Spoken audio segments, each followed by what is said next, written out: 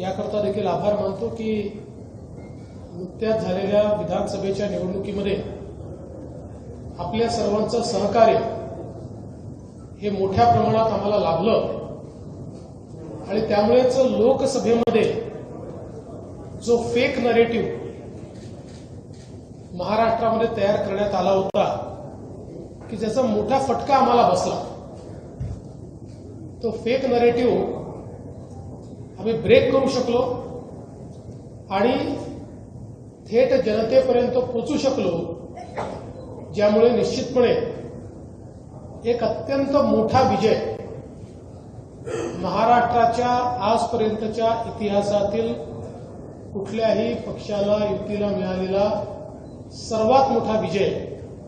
237 जागा या महायुतीला या ठिकाणी प्राप्त झाल्या आणि भाजपलाही आपल्या राजकीय जीवनातला उच्चांक 132 जागा या ठिकाणी मिळवता आल्या आणि म्हणूनच एक अत्यंत डिसायसिव्ह अशा प्रकारचं मॅन्डेट हे जनतेने आम्हाला दिलेलं आहे. अर्थातच एवढं चांगलं मॅन्डेट मिळाल्यामुळे आमची जबाबदारी खूप मोठ्या प्रमाणात वाढली आहे. कारण कुठलंही मॅन्डेट हे जनतेच्या अपेक्षा घेऊन येत असतं.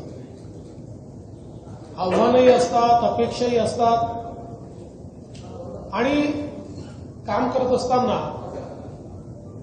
काही अडचणी असतात, कधी काही मर्यादा असतात.